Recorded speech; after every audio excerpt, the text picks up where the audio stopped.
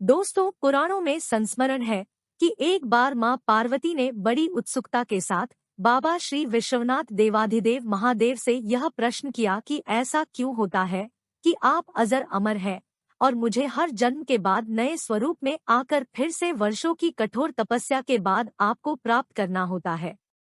जब मुझे आपको ही प्राप्त करना है तो फिर मेरी यह तपस्या क्यों, मेरी इतनी कठोर परीक्षा क्यों?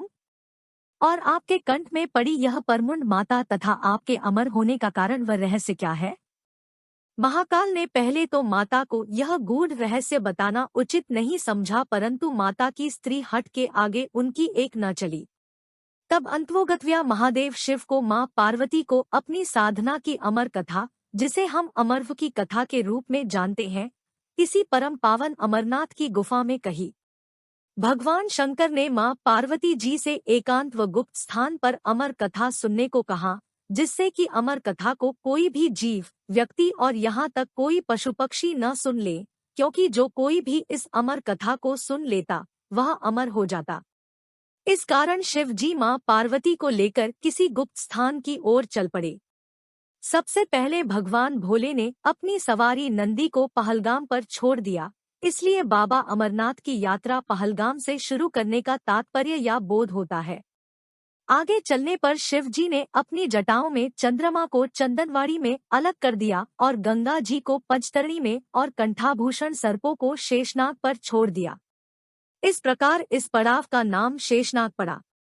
आगे की यात्रा में अगला पड़ाव गणेश का पड़ता है। इस स्थान पर बाबा ने अपने पुत्र गणेश को भी छोड़ दिया था, जिसको महागुणा का पर्वत भी कहा जाता है। पिस्सू घाटी में पिस्सू नामक कीड़े को भी त्याग दिया। इस प्रकार महादेव ने अपने पीछे जीवनदायिनी पांचों तत्वों को भी अपने से अलग कर दिया। इसके साथ मां पार्वती संग एक गुप्त गुफा में प्रवेश कर गए। कोई व्यक्ति, पशु या पक्षी गुफा के अंदर प्रवेश कर अमर कथा को न सुने, इसलिए शिव जी ने अपने चमत्कार से गुफा के चारों ओर आग प्रज्वलित कर दी। फिर शिव जी ने जीवन की अमर कथा मां पार्वती को सुनाना शुरू किया।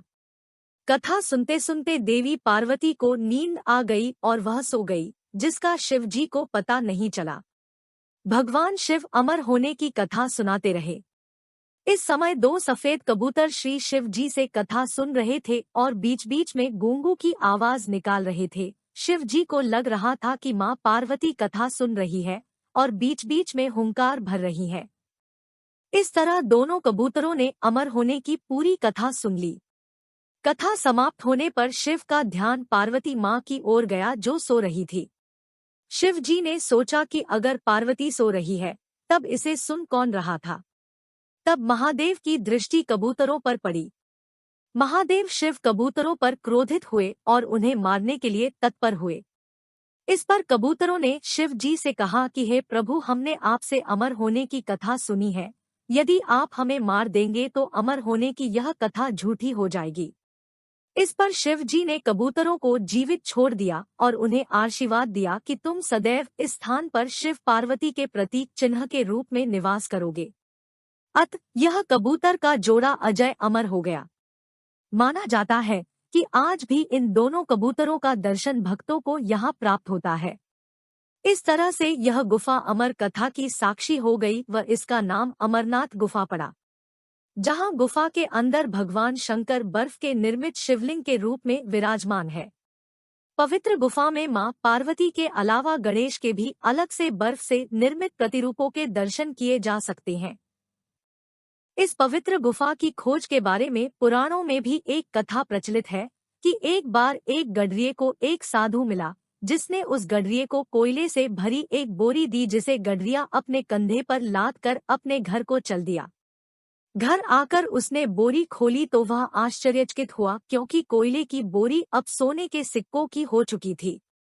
इसके बाद वह गडरिया साधु से मिलने व धन्यवाद देने के लिए उसी स्थान पर गया जहां पर साधु से मिला था, परंतु वहां उसे साधु नहीं मिला, बल्कि उसे ठीक उसी जगह एक गुफा दिखाई दी।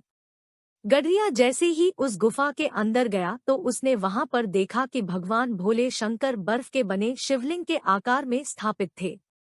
उसने वापस आकर सबको यह कहानी बताई और इस तरह भोले बाबा की पवित्र अमरनाथ गुफा की खोज हुई।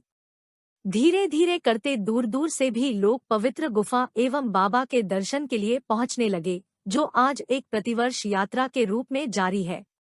दोस्तों, कमेंट करके बताएं कि आपको हमारी यह प्रस्तुति कैसी लगी।